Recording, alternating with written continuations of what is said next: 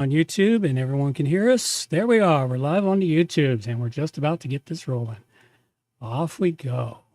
Ladies and gentlemen, it is time for WordPress plugins A to Z, not Z.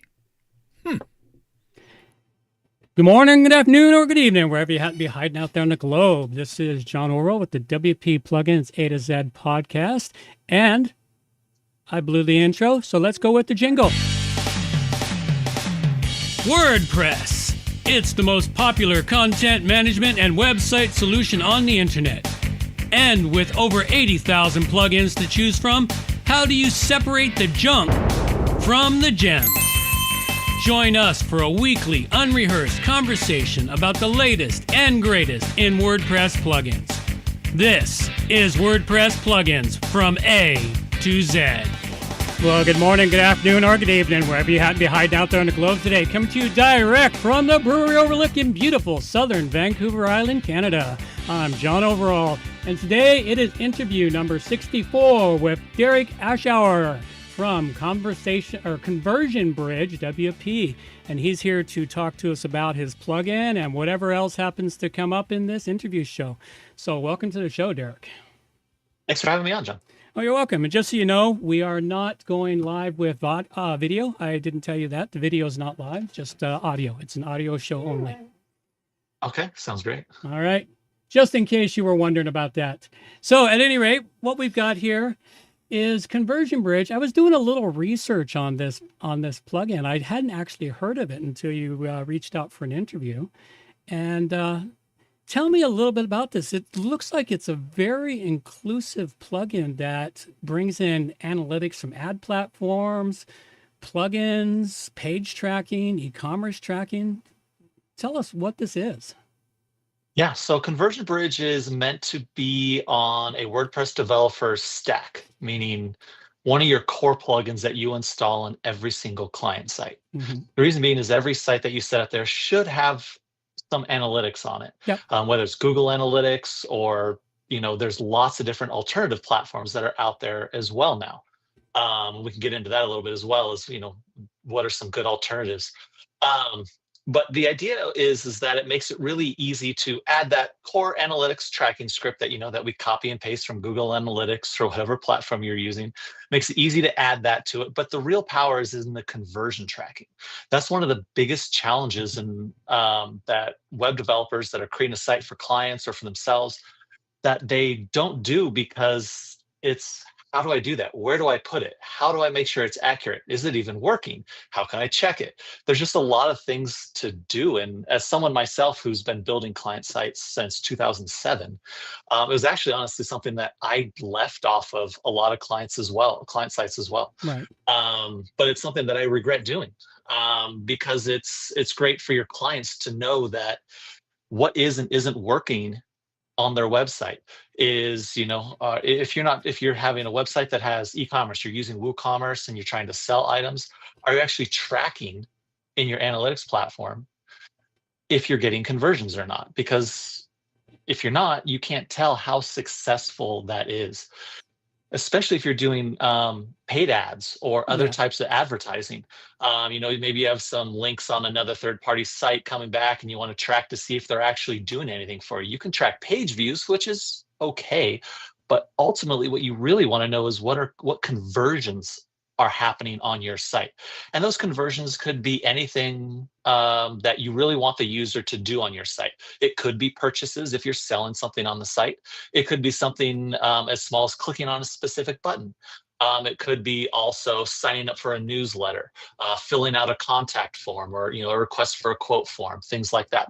Those are some of the main ones.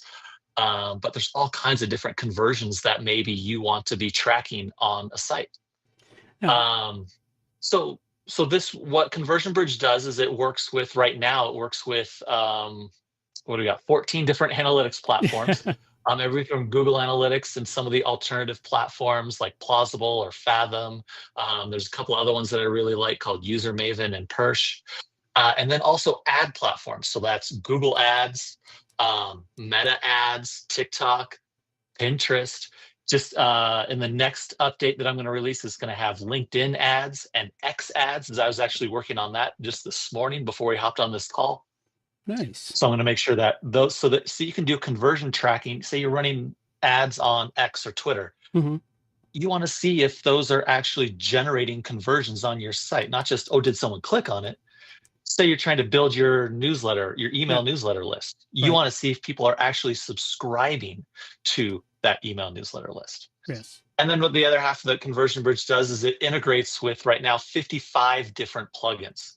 So that means like form plugins like WS Form or Gravity Forms or Ninja Forms, any of the top plugins that are the form plugins that are out there, e-commerce plugins like WooCommerce, or maybe some membership plugins like Paid Memberships Pro, or Restrict Content Pro, Leaky Paywall. There's there's just a massive list of plugins, so that you literally all you have to do, click a toggle, enable the integration, and you're done.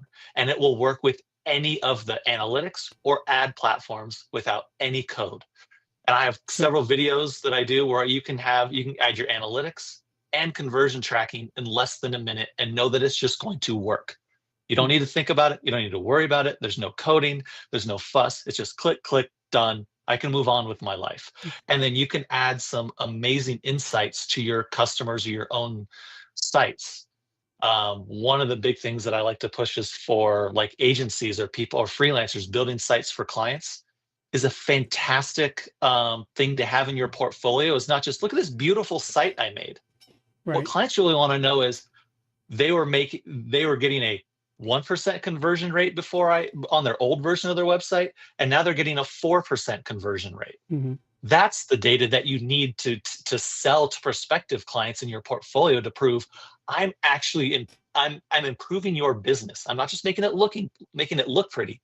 I'm actually improving your business. Before, these guys were only getting, the old version of the website was only getting 5 requests for quotes per month. Now they're getting 500 with our new version of the website. But if you're not tracking that data, you can't use that in your portfolio as a way to sell that to prospective clients.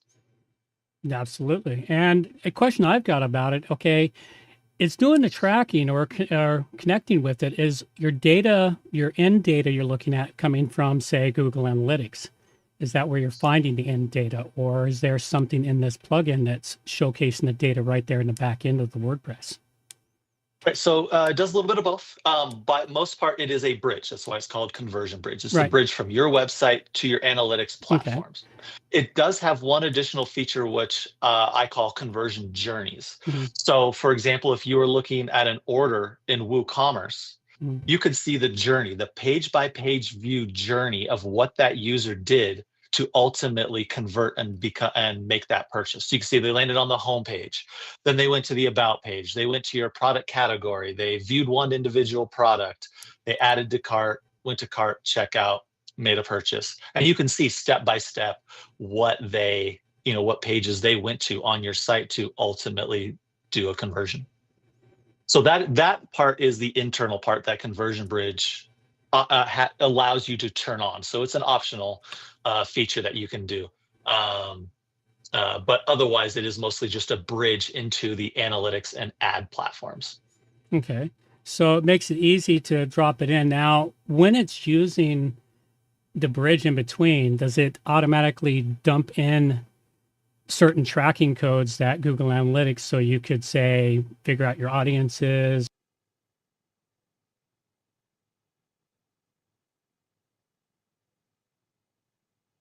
Oh, I lost your audio. Did I lose you? Oh, there you go. Pop back. Did you get the question? So does it add? Yeah, so it adds the core tracking code that every site needs to get it into, say, Google Analytics or Fathom or Plausible, that main tracking code. And then also does the tracking code to when a conversion happens. So this person made a purchase. It'll also send, like Google Analytics can accept a lot of extra data, such as what items were purchased, what was the order total, and all that good data. So it's not just, yes, there was a purchase. It's there was a purchase, and here's all this great information that you would ever want about that purchase that actually happened, so that you can not only see, like if you're looking in Google Analytics, maybe you're running ads in AdWords, and you have Yeah. 5 different ads running, and one of those ads is only you're returning like an average order of $3 per purchase, but this other ad's returning 300. So then you know that that ad's more effective. So Conversion Bridge can send in all that valuable data so that you can use that to determine which ads are most effective. And that can appear in Google Analytics, in Google Ads, in Right. Meta, whatever analytics or ad platforms you've configured. Okay. So on another side note on this, when you're doing currently, if you're not using something like this, so you're running Google Ads, you've got to go set up your Google tags to get all your conversion tracking. Does this help eliminate that step, or is that step still part of what's going on? Yeah, so a lot of times they'll say use Google Tag Manager to set this up, and to be honest, that it scratches the surface. It tries to make it easy, and all those automated tools that they'll put up there, like it'll automatically track form submissions. It will automatically track purchases. And I'm like, it does not automatically do anything. No, I know. And so this basically it eliminates, if you really wouldn't, I mean, if you wanted to, if you had maybe a whole nother marketing team that wanted to do Google Tag Manager, you could, but you don't need to configure stuff in Tag Manager if you don't want to. It takes care of it, again, makes it easy. So there's no coding, no fuss. It's just clicking a few options to enable some things. But yeah, I get what you're saying. That's another it's just thing that's a pain in the butt, is how do you use. Well, I have a client that I manage a Google Ads account for, and setting it up so we could deal with their conversion is all about submitting a contact form, and getting that set up was a challenge and a half. You know, because we had to get the Google Tag Manager, and you got to go through 6 different steps to get the tag, and then you've got to configure the form to submit the right data. So there was a whole lot that went into it. Yeah, and this eliminates all of that. It's literally just, yes, I want to add conversion tracking, and you are done.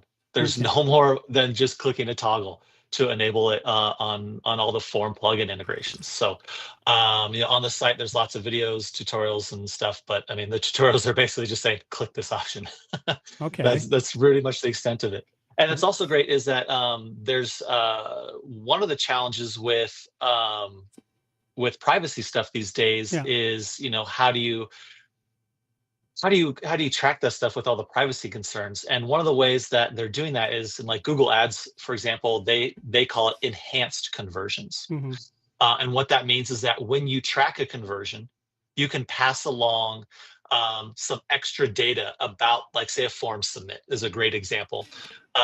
What Conversion Bridge will do is it will include the email address from the form when they submit the form, and include that as part of the data that gets sent over there as part of the enhanced conversion.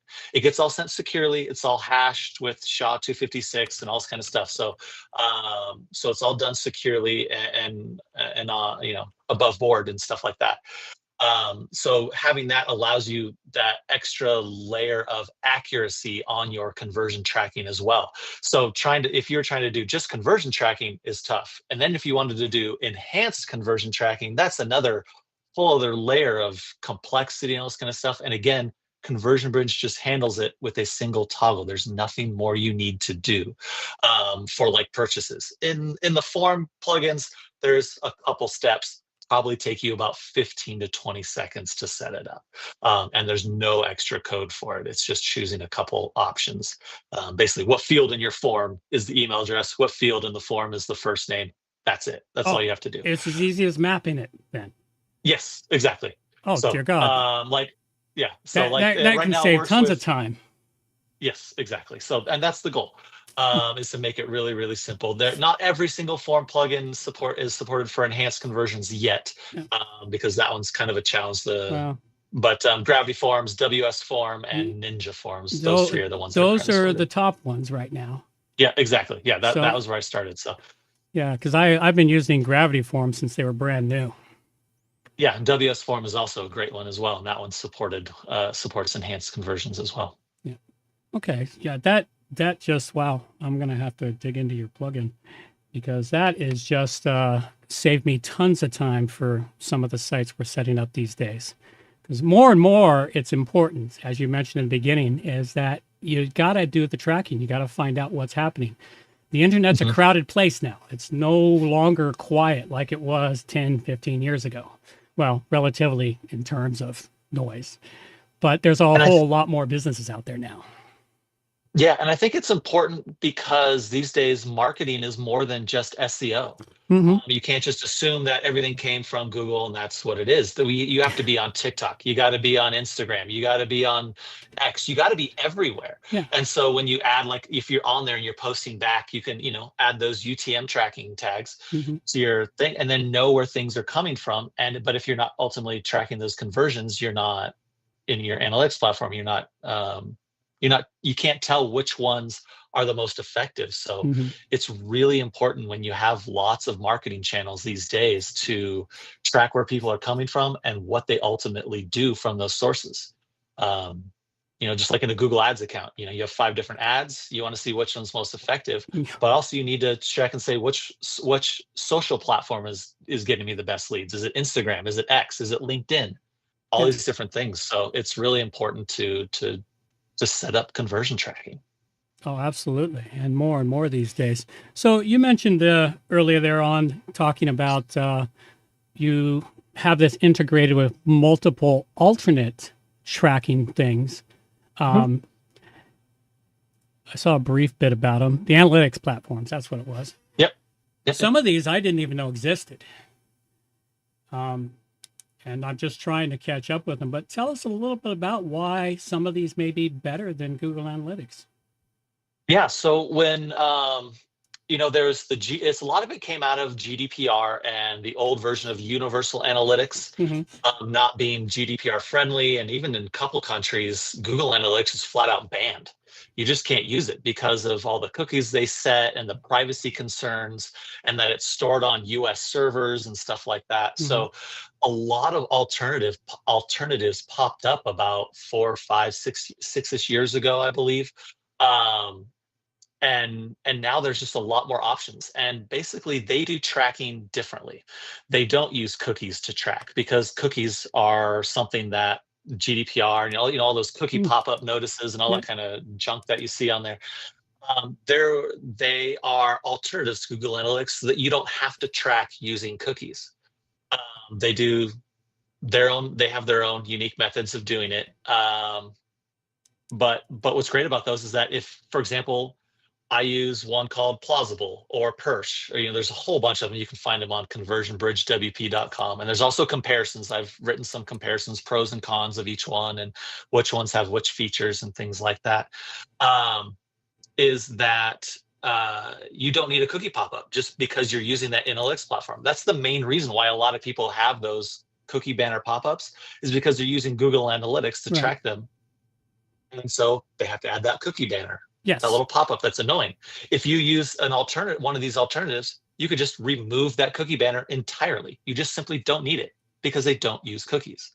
So it's a great thing it's something to really consider using if you don't like those, which I think most people will agree that they are terrible. Yes. And as a result, you get more accurate data, because if only 20% of people are opting in or agreeing to that cookie pop-up, you're only tracking 20% of people in Google Analytics. Right. So especially those European site owners, those are really great alternatives to using Google Analytics. Okay. Now, a question. Now, I know this is an odd one, but it's one that popped in my head. It's like, could you run multiple analytics on the site at the same time? Yep, absolutely. When I'm building and testing Conversion Bridge, I have over 10 different analytics platforms running at the same time to make sure that it's tracking in each one at the same time, which is a great feature. I mean, it was for me. I kind of built it as, I want to be able to do this so I can test it quicker and not have to, with 55 plugins and then have to do it one by one for every separate analytics platform. One by one is like, that would take me years to test anything. Yeah. So I set it so that you could do all of them at once. But the added benefit is that, you could put I recommend do a free trial for 3 or 4 different analytics platforms. Mhm. Compare the accuracy, see how much data you're getting in each one, and see which one yields you the most information and the best information. And then after a couple of weeks, I mean, I don't recommend long term having 10 different analytics platforms on your site. I mean, they're all really, really tiny JavaScript files. Yeah. So they're not gonna, make it, 30-second page loads or anything like that. But it's something you could run for a couple of weeks during a free trial with each of those platforms, and then see which one you actually like. Each one does have some pros and cons to it. Mhm. Some of them being, how much page views and how much data you can track and versus cost and things like that. That is the one thing that Google Analytics will always have for it is it's free, Yeah. where all the alternatives do have a cost. But some of them, like Persh, if there's a great, have a small business client that's like a landscaper, you know, they could easily, get away with like a $6 a month plan on Mhm. Persh Analytics, which is a company out of Germany, and I love them. They're one of my favorite alternative platforms. Um, $6 a month. That's something that is a little bit more manageable. And then you could do Persh and then Mhm. run Google Ads. Just because you have Google Ads does not mean you have to have Google Analytics. You do Right. not need Google Analytics to do Google Ads. And Right. that's, I think, also another common misconception.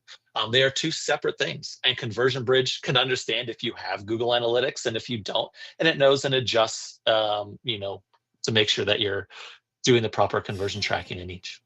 Excellent. Okay. Now, trying to think of where else to take this at the moment, and you touched on the privacy stuff there. Mm-hmm. The alternate platforms. The journey part that you called it, following the path through the site. Now, this is one that's near and dear to me, especially with a couple of clients as we're trying to track where they land and hopefully where they end up. And how does that one work, and how does it benefit people? So Conversion Bridge has its own conversion journeys, which, like I mentioned, is when they first land on the site, it hits that, say they land on the homepage, they hit the about, services, and then end up on a contact form and fill out that lead form. Mhm. When they fill out that form, you can then see the journey for that submission. Depends on what form plugin you're using, where that is, and how you access it. Okay. But if you're, for example, using Gravity Forms, you can see all the entries that get saved in there, and then there's a new option to view the journey. So, and then that just shows you page by page. They hit the home page, they hit the about, services, contact page, submission, Okay. and you can see that. So it's really helpful to see what are people typically doing on your site to eventually get there. What content is actually convincing them to finally land and convert and actually take action on your site, so you can better understand how users interact with things. So the more data you have on what people are actually doing on your site, the better informed you are as to what is and isn't working. Excellent. And you mentioned now that information is held on the site. You don't have to go elsewhere to get that journey information. That is in your back end of your site. Right. Yeah, and some of the platforms do have like sessions. Like Perch has one. They have like a sessions feature, which is essentially the same thing. But that's why I built it into Conversion Bridge, because there's a lot that simply don't have that. So Excellent. That's useful information and data for folks to find out what people are up to. Okay. And all this, of course, integrates with several. Right now, it does 4 different cookie banner plugins that are available in WordPress. I'm hoping to increase that to a few more in a release or two. But the cookie banner, so that it's not tracking conversion journeys unless the user agrees to allow that to happen with the cookie banner plugin that you have installed on the site. Us in the US, that's not used nearly as much as those site owners in the EU, but it is something that's incredibly important for people that are in those countries affected by GDPR, privacy laws and things like that. So Conversion Bridge, so anyone that is affected by that, Conversion Bridge at all times does obey that when you configure it to do so. So if I want to make sure that this follows the cookie bot plugin, then check that box, Conversion Bridge at all times. will ensure that its own internal tracking, if it does any, follows the rules, that it will not do anything until that person has agreed to allow it. Well, that's good to know. But I've learned a lot about privacy policies and laws and whatnot in the last 3 weeks. And It's what I've discovered is you folks down in the States down there, you might not have it nationwide, but you have individual states I do. that have some as restrictive as GDPR or worse. Yeah. And here in Canada, we have a nationwide one for ours, which is not as bad as GDPR, but it's pretty close in many aspects. And one of the things I was dealing with in particular for my site, bringing it online when I discovered it, was how do I write a privacy policy to cover this nightmare, because my clients are all over the globe. Yeah. And I did find a company that is Termageddon that has, that's what I was going to suggest. well, that's I ended up becoming an agency for them. So it's a lot of information, and it's nice to have a policy that automatically updates, and they have an integrated cookie system that goes with the policy. So it just keeps it all together at once. Yeah, So, exactly. And I imagine it's only going to get, there's going to be more countries, more states that are going to enact similar things. So it's going to be one of those things that by default, it's just one of the things that you add to every website you build. It just becomes part of your stack. It's now becoming part of, and I'm going back to some older clients and telling them they need to bring it all up to date. Because of the way the laws have changed so dramatically in the last couple of years. You're doing, my puppy dog decides he wants attention at this exact moment in time. It's like, you're talking to somebody. I know you are. Yeah.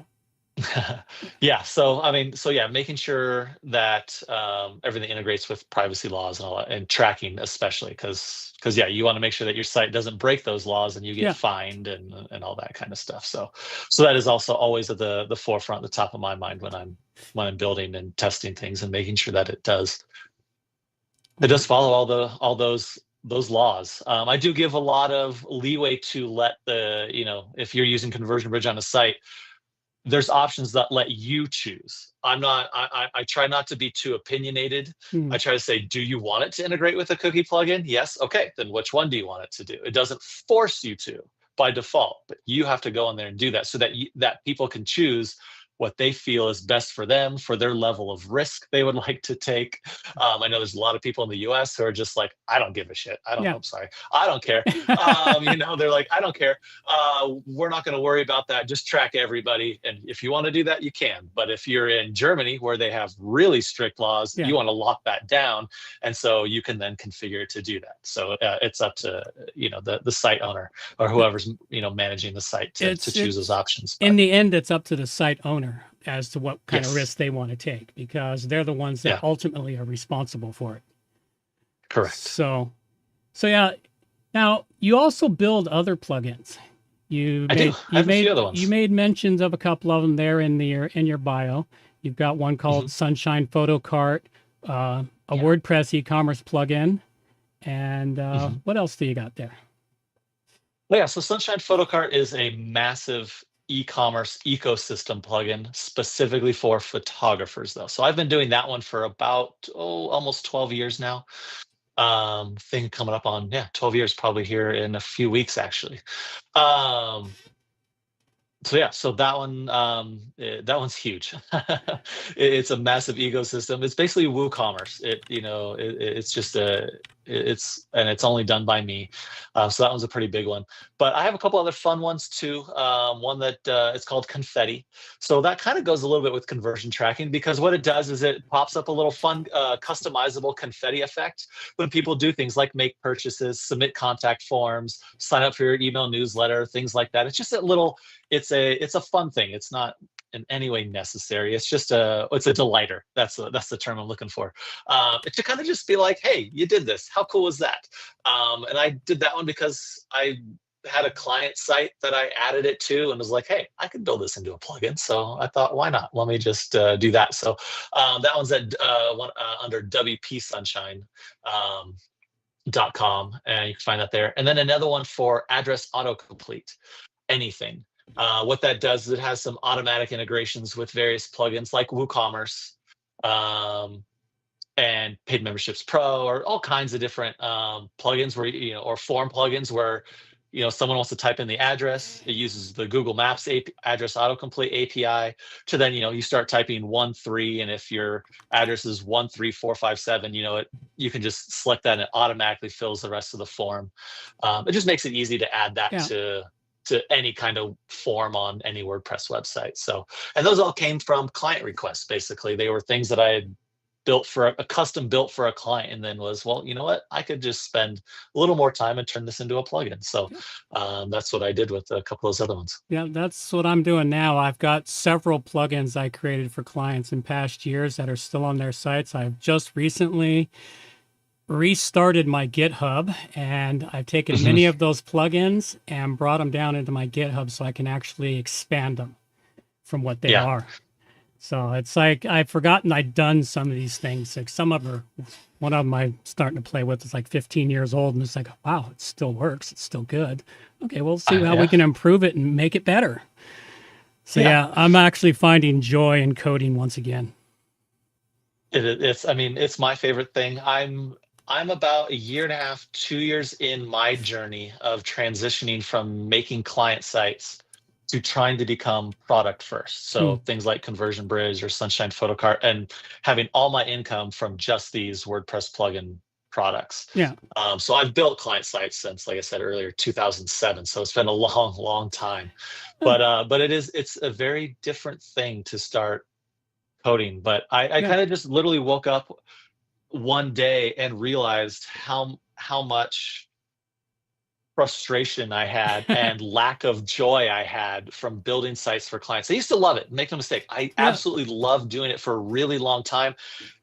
For all my sites, I do all the design, I do all the development, project management. I'm a one-man team for my clients and my plugin businesses and stuff like that.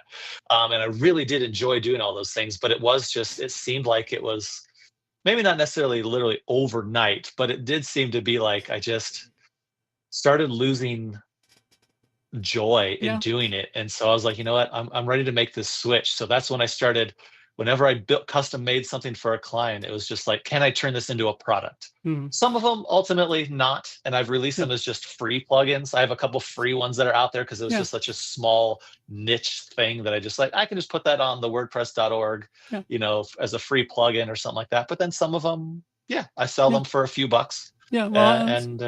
So I put my first free one up on my website, and for people, all they got to do is go sign up for my email list to get it.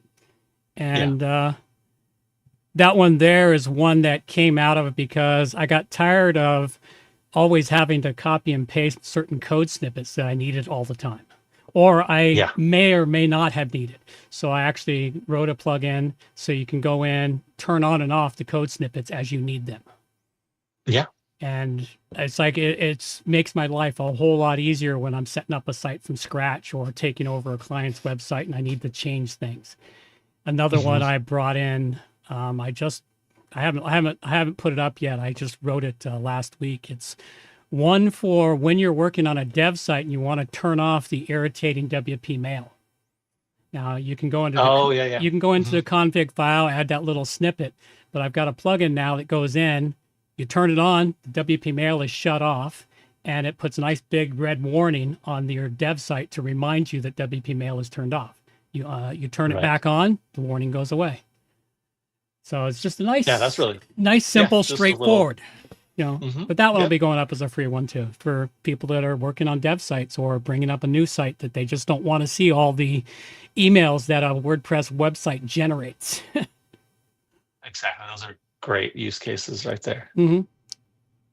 So and I do have a plugin that I'm working in concert with the fellow I interviewed last time from Web 321. We're working in concert on that plugin, and we're hoping to have it in beta by next September. So very cool. So it's a really big one. It's probably my biggest project I've ever attempted. The challenge is always the support on it and creating the documentation. I do most of the documentation and testing. He's a way better coder than me. Sean is a way better coder than me, so he writes all the hard code. I go in and break it for him, and then show him where it needs to fix it or change it, and then I write the documentation as I test it. So yeah, sounds like a good partnership too. So it'll come out. Hopefully we have a beta version of it for testing in September. That's our goal anyway. Yeah, writing documentation is always something I'm training myself to do as I'm developing it so that it doesn't get left behind and be like, all right, it's all ready and done. Because I did that with Sunshine Photocard. I would create a feature. I've been doing that for so long. I would create a feature and release it and then forget to even just write that it existed in the first place in any marketing materials or documentation of how to use it. Yeah. And so then there are these features that have been around for like 5+ years and people are like, oh, I didn't know it could do that. Oh, right. I never told anyone or made anyone aware that it was there on the website in any way. Yeah. So that's yeah. It's the it's the iceberg. The developing it is the 10% part that everyone that you do, but there's a lot behind the scenes that you have to think about and do. The documentation is as heavy as the coding, if not worse, because you got to translate all of the geek speak into normal human speech, so that the people who are going to use your program aren't constantly emailing you, what does this mean? So things like that, so that the documentation helps take care of the answers or the questions as they come up, so you don't spend all your time answering questions. Exactly. I realize that, how much the more documentation I write, as frustrating as it is, the less support tickets I get. So it's time well spent for sure. In the end, it absolutely for everyone's sake. It absolutely is. Well, thanks a lot, Derek. I really appreciate this. It's been a great conversation. This is the point here where you get to tell everyone where they can find you. And of course, all the contact info will be up on the post. I'll be creating the post within the next 24 hours and get it posted up into the podcast feed. And the blog post will contain all the information along with a transcript. And go ahead, tell everyone.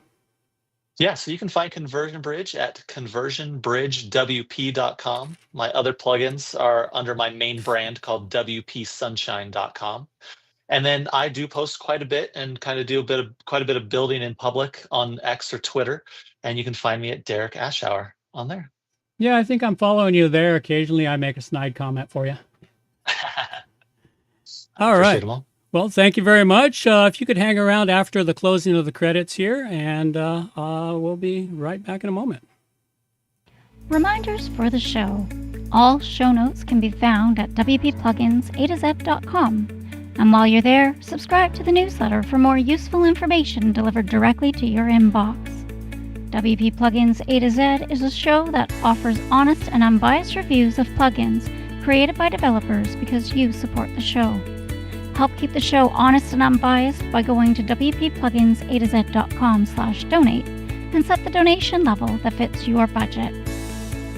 Help us make the show better for you by subscribing and reviewing the show at Stitcher Radio, Google Play, and in the iTunes Store. You can also leave us a review on our Facebook page using wppluginsa2z.com/Facebook. You can also watch the show live on YouTube, check out the screencasts and training videos, and remember to subscribe and hit the bell to get notifications of all new videos. Follow the show on Twitter at WPPluginsA2Z. John can also be reached at his website, johnoverall.com, or email him directly, john@wppro.ca. Thanks for joining us, and have a great day.